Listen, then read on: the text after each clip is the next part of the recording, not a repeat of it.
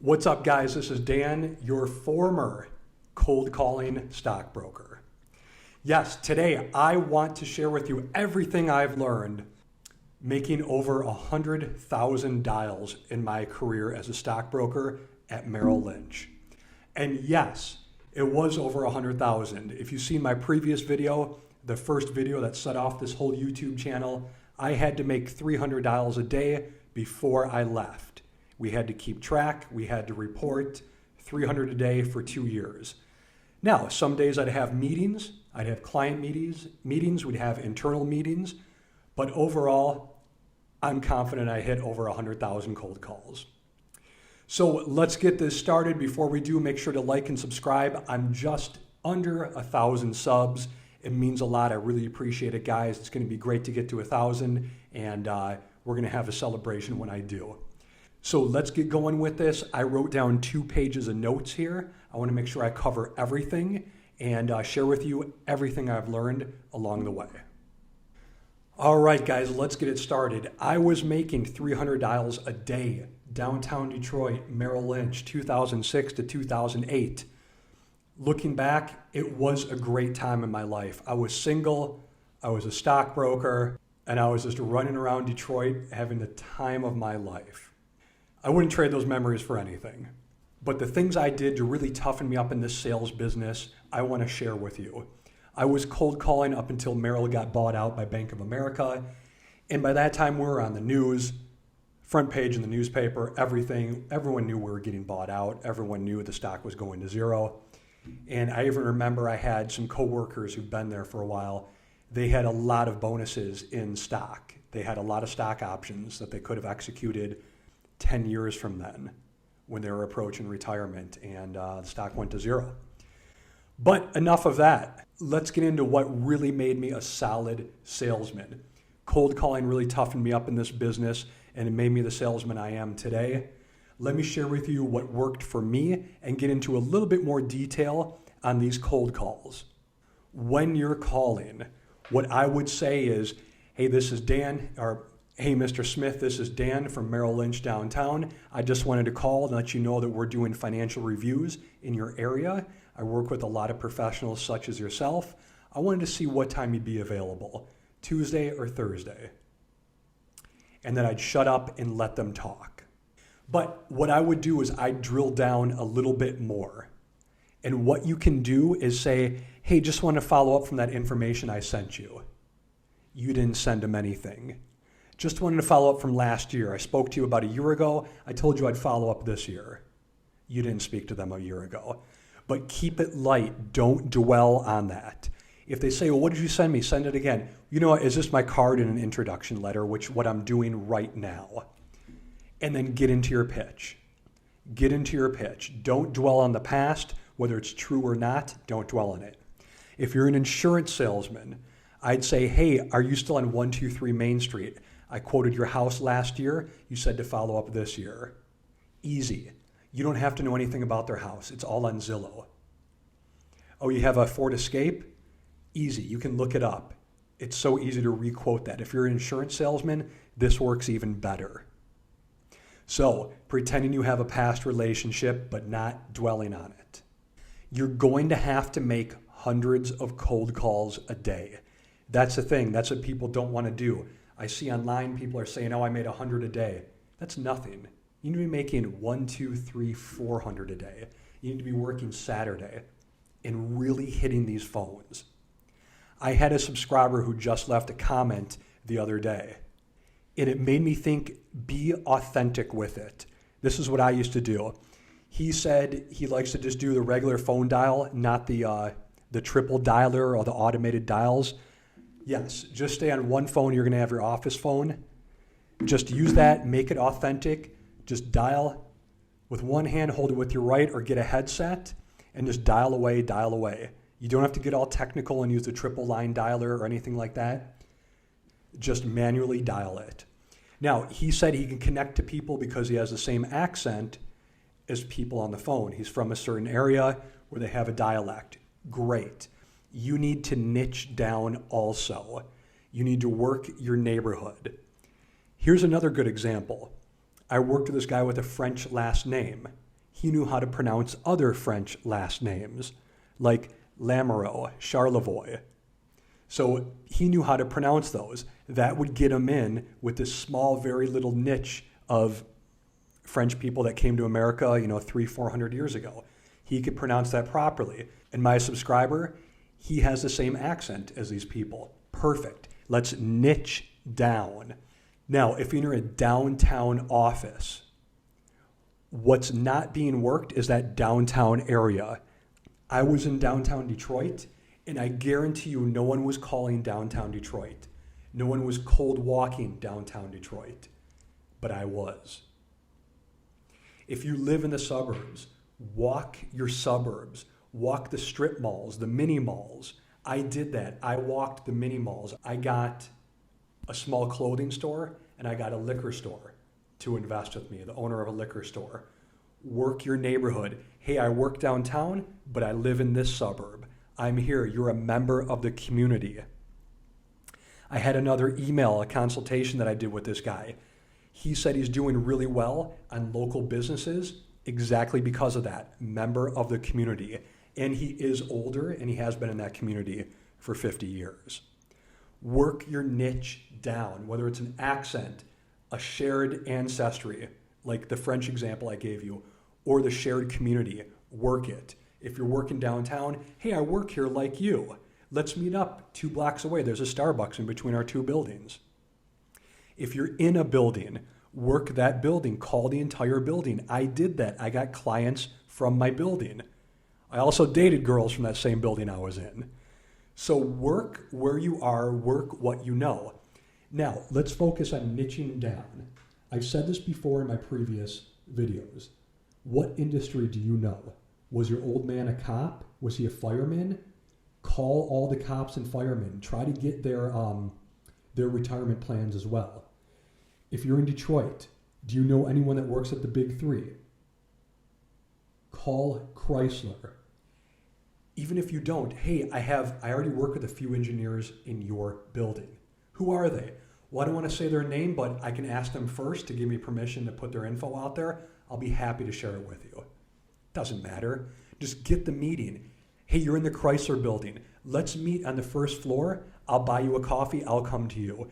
When do you have 10 minutes free?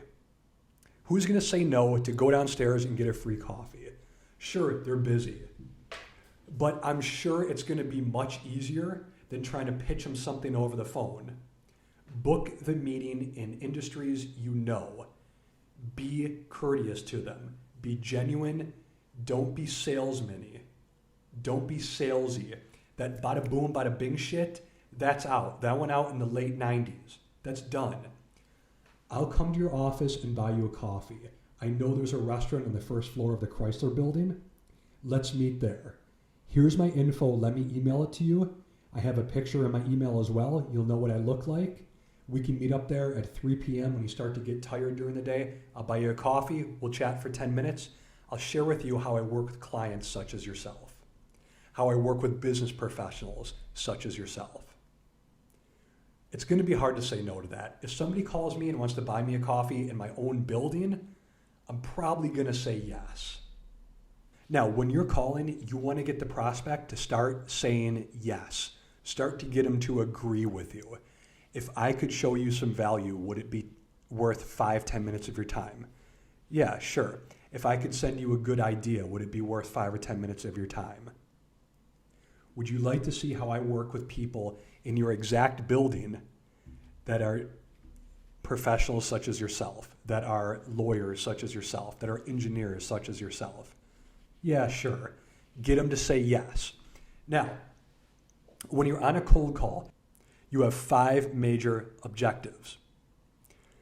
One is to at least, you don't want them just to hang up on you, no. At least say, sure, follow up with me in 6 months. That's nothing, but at least it's something and it's still a warm lead and you can keep dripping on them. The next best would be to get his email.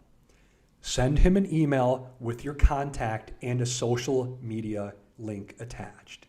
You have to have a basic YouTube or Instagram, something professional so he knows what you look like, he knows how you sound, he knows how you act, he knows you're comfortable and confident in front of people. At least that. Now, even better, you're booking a meeting. That's the goal, but there's a few different types of meetings. A one-legged meeting. Usually it's with the husband and not the wife.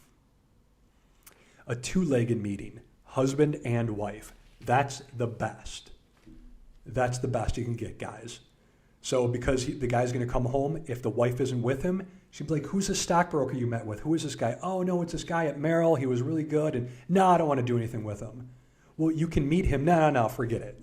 And the wife's going to talk him out of that. You don't want a one-legged meeting unless that's all you got. Unless that's all you can get. Two-legged meeting. Now, the best. Two-legged meeting with their statements in hand. Hey, let's meet up here. Is your wife a decision maker also? Yeah. Okay, let's meet after work. Bring your statements. You said you're with Morgan Stanley. You said you're with Fidelity. Bring your statements with you. The husband, the wife, the statements. When you're on the phone, you need to find out, where is the money? How much is it? And how do you get it? He has $100,000 at Fidelity. How do you get it? What are his trigger points? What are his pain points? You say you want to retire when you're 65, but you only have $100,000. But your fees are over 1%. But XYZ. Find that point and hit on it and repeat it back to him during the meeting. Remember, you're not going to close a deal over the phone. You have to get a meeting, two-legged meeting with the statements in hand. Now, what I did, it's very difficult to do, but a couple things. And I guarantee you, as a financial advisor, you're not thinking about this right now. You need to get an internal book to a company. An internal phone book. I had the Michigan State Bar Journal. I called all the lawyers in the Lower Peninsula of Michigan. I also had the internal book to, I believe it was AT&T in downtown Detroit. I called everybody in the AT&T building, and I got a couple clients that way. You need an internal phone book. Wherever you are in the world or in America, Detroit, it's automotive. Cincinnati has Procter & Gamble. Chicago, so many. McDonald's, there's so many companies there. Get an internal phone book. Call every single person in that building. You're going to build up a group of clients in that building. Once you do, take them all out for lunch. Oh, Johnny, you work with Dan? Oh, Sally, you work with Dan? I didn't know that. I didn't know you work with Johnny and Sally. Internal phone book, build them up. Break bread with them. Have them all out for lunch. Have them all out for a seminar. Bring in a life insurance wholesaler once you do. Hey, I have 10 clients at AT&T. Hey guys, you BCC all of them. You email them. Don't show everybody's email. You invite them all out for a lunch dinner sponsored by Lincoln Financial, life insurance, whichever it may be. Hey guys, I know I talked about insurance. If you'd like to meet me along with my other clients in the same building as you, David Brown from XYZ Insurance is going to be here. He's going to go over some life insurance strategies. He's going to pay for the lunch. Get them all together, have the wholesaler pay for lunch. You can meet and greet with all of your other clients. Beautiful, guys. This all comes together and it all grows once you do it this way. So remember, niche down. And I spoke about this before, and I've already said it, but niche down. Who do you know? Are you a member of an athletic team? Are you a member of some kind of club, some kind of ethnic society? There's even still Irish societies all around, Italian societies all around, a fraternity, a sorority, whichever you are in college, people from your college. You can find out who graduated from your college on LinkedIn. If your college is small, they might have some kind of phone book or monthly magazine that goes around. Most colleges do, actually. I have a monthly magazine from my college. I can niche down and call everybody from there. I can advertise in there. There's so many different things you can do. Now, here's what you need to do. It's called a sales funnel. You start with 300 cold calls. You're going to probably contact 30 people. 10 people might be interested. 5 people might agree to a meeting. 1 person might show to that meeting. Every day, my goal was to book 1 meeting. And I knew if I hit 300 dials, I'd get that one solid meeting. I'd try to have a meeting a day. It didn't always happen, but that was the goal. 300 dials, a meeting a day. When I had a meeting, depending on how far I had to drive, I might not be able to hit 300 dials that day. But that's when Saturdays came into place, or I'd meet them on Saturday.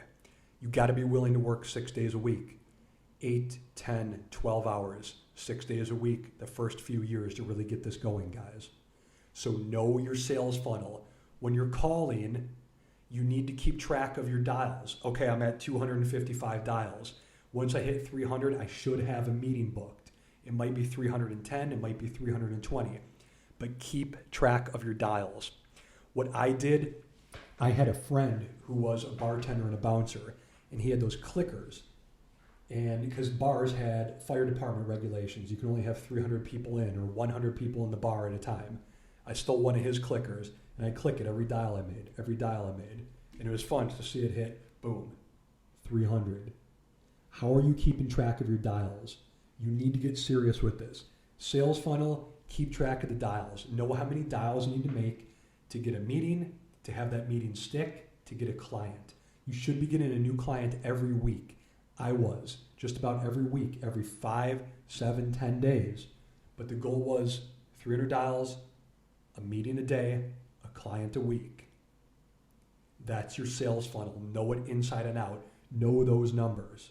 Now, another little trick I did, guys. This is good. It was good while it lasted, but it didn't last forever. When I was cold calling, I hired an intern from Wayne State University. Wayne State is also downtown Detroit. It's in Midtown. But I had this kid come over and cold call for me.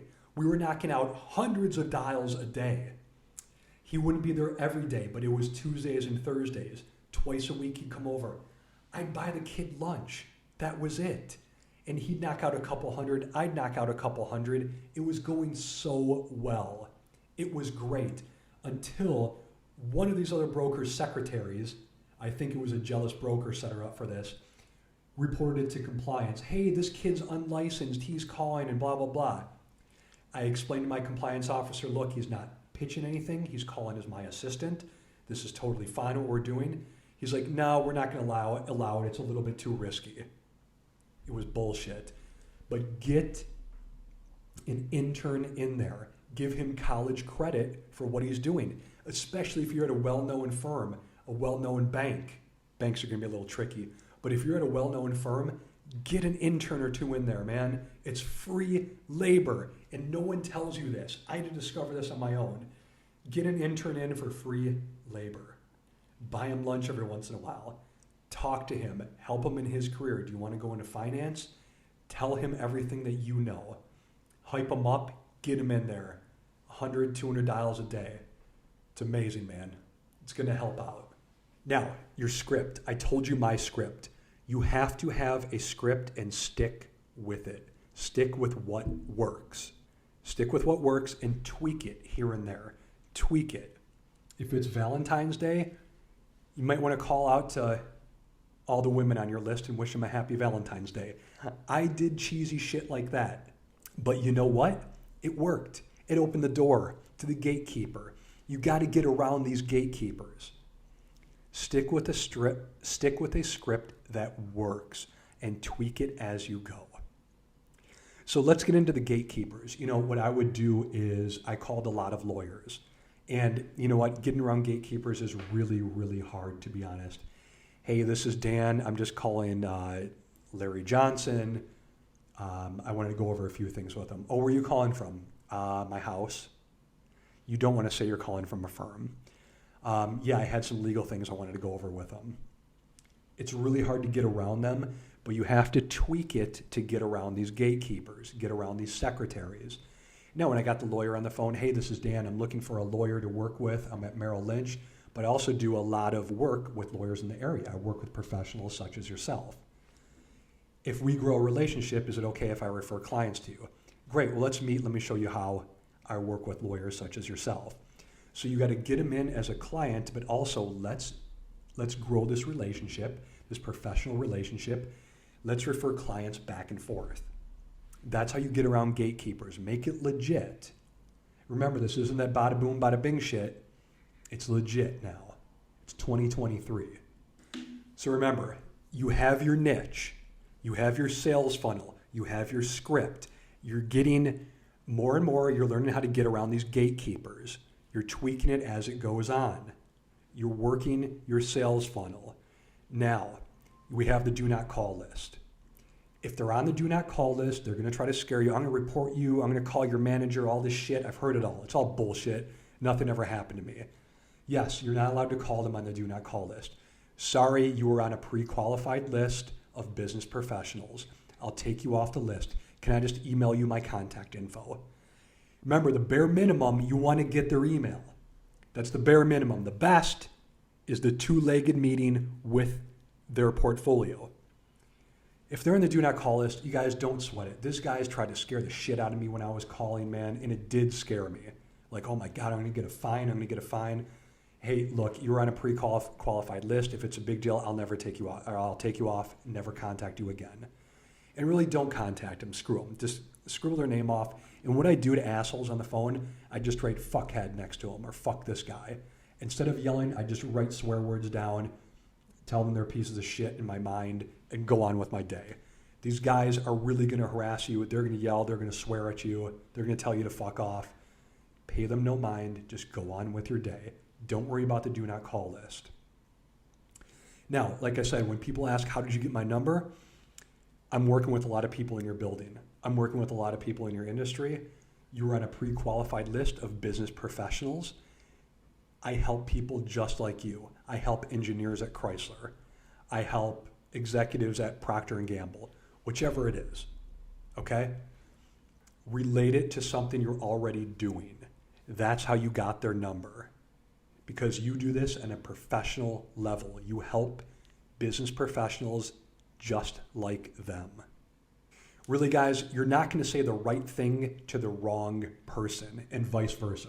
You can't say the wrong thing to the right person. If you're cold calling, and I've had this happen a couple times, if you're cold calling and someone's like, oh my God, I actually needed a financial advisor, it's really hard to fuck that up, okay? Now, also, you can be the best salesman in the world, but if somebody's having a shitty day and I've heard this before, I almost broke my ass rushing to the phone and it's a goddamn cold call, you're not going to close that guy, okay? Just delete him, just screw him, don't call him again, okay? He's an asshole. So remember, you're not going to say the right thing to the wrong person and vice versa as well. You're not going to win them all, guys. Don't get frustrated. Once somebody told me no 2 times, sometimes even 3, I'm over it. I'm never calling him again. Okay, he told me no 2, 3 times. I don't want to harass this guy. I want to carry on with my day and get some other business professionals to invest with me.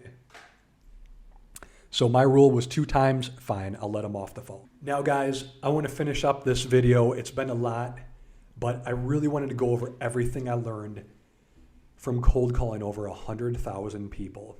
100,000 dials in my career at Merrill Lynch, just those 2 short years. But what would I do if I was cold calling today?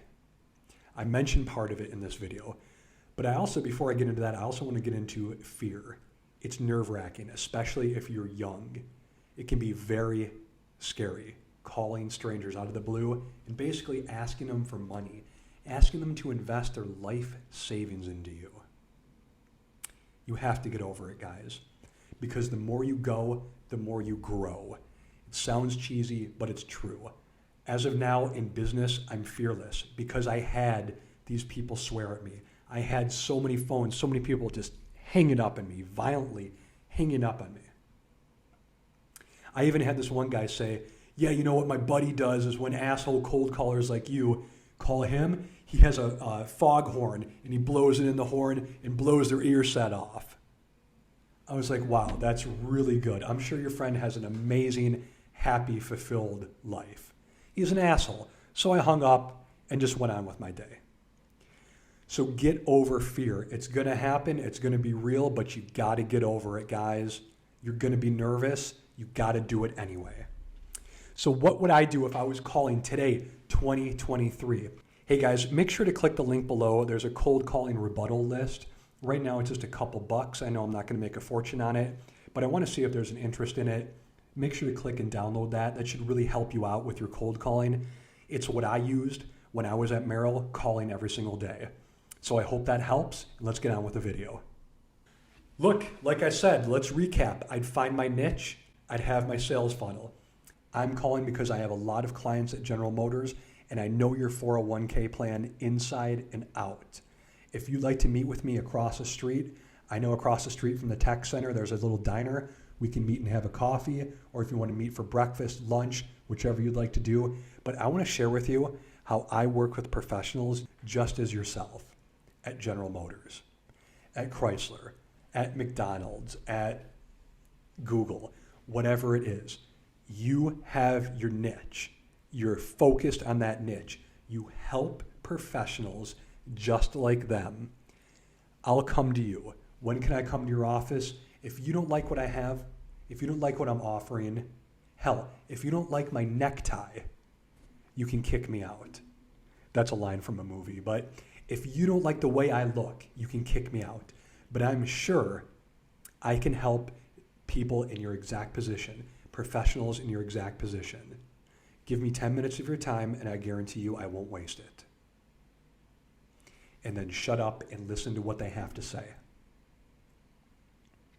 That's what I would do. Offer to buy them coffee, offer to have them come to you, you go to them, you meet at a local, a neutral location. Is your wife also a decision maker in your family? Yeah. Well, then you know what? Let's meet after work. I can come to you. What time's the best for you and your wife? Don't let them have any excuses. Oh, well, I met with you, but my wife wasn't there. Make sure that I asked you, was your wife a decision maker? Make sure you're asking all the correct questions, guys. And that's what I would do today if I was cold calling. I hope this helps. It was a lot of information. This is probably the longest video I made. Let me know. Email me if you have further questions. Leave a comment below. I want to help you guys out. I'm available for consultation services.